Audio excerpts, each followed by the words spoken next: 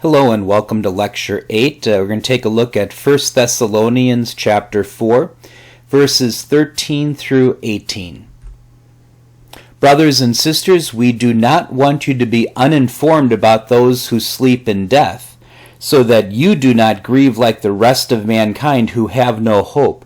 For we believe that Jesus died and rose again, and so we believe that God will bring with Jesus those who have fallen asleep in him.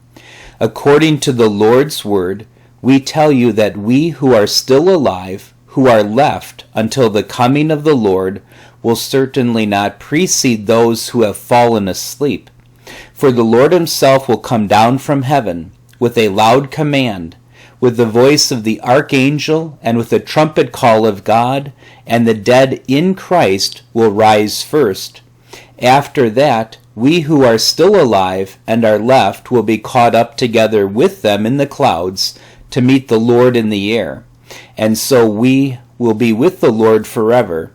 Therefore encourage one another with these words. I'm going to take a look at a couple of things here. One is this idea of sleep. It is a metaphor, an image of what death is like.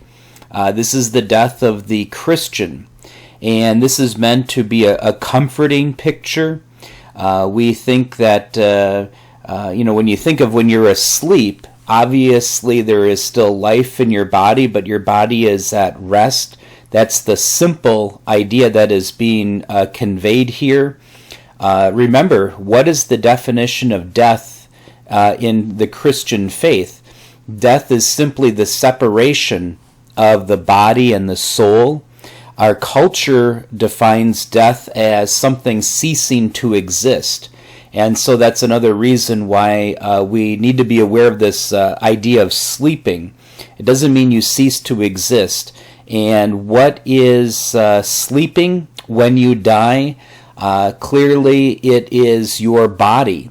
Your soul, upon death, will go to be with God, and the soul will have an awareness. And so, of course, for a long time, culturally, the RIP, the rest in peace, is just this idea that the body will be resting for a while. And the reason why people buried bodies is in that hope that in the last day when Jesus returns, the body that was placed in the ground would rise to a new and everlasting life. As a matter of fact, so seriously is this idea that traditionally the bodies would be buried in such a way that their feet would face Jerusalem, with the idea that when Jesus returns in Jerusalem, that when you get out of your grave, you will be facing Jesus. That's a lot more literal thing than probably exactly how this all play out exactly, obviously. But having said that, it just reinforces how seriously throughout our culture and history people have looked at the burial of the body. Want to look at this, the rest of mankind who have no hope. Certainly other religions, almost every other religion, believes in an afterlife. But this verse is not talking about the mindset from an earthly perspective of Christianity is not the only religion that believes in an afterlife. What is being referenced here, of course, is that unless you die in Jesus, the reality is you have no hope of a heavenly experience. And that's really what is being referenced here in verse 13. We could talk more about that. The next idea is something that is going to be prevalent now for the rest of this letter, and certainly 2 Thessalonians, and that is what we would generally call the end times. For the Lord himself will come down from heaven with a loud command, with the voice of the archangel, and with the trumpet call of God, and the dead in Christ will rise first. After that, we who are still alive and are left will be caught up together with them in the clouds to meet the Lord in the air, and so we will be with the Lord forever. So this word is a Greek word. You should know it does not appear right now in our text immediately.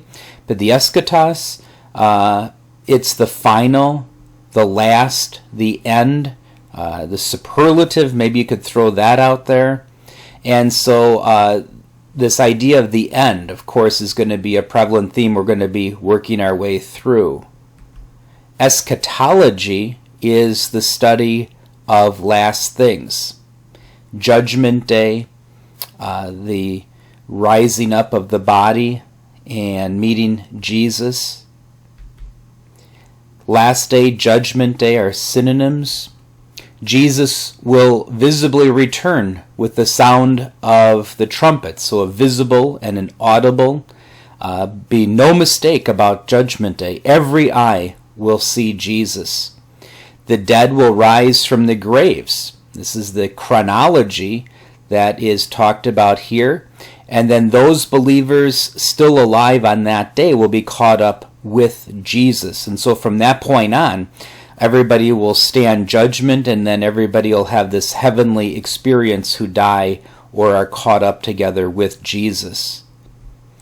There's this interesting image here that those who are left alive will be caught up together in the clouds to meet the Lord in the air.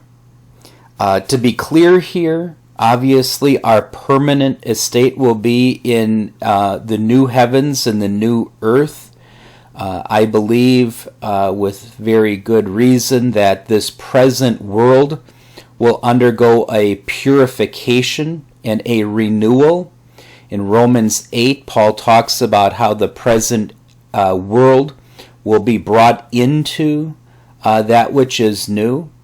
And so maybe the best way to understand this clouds and meeting the Lord in the air, maybe it's just the only way we could think of where will we be that moment Jesus returns while simultaneously the world is being renewed and purified.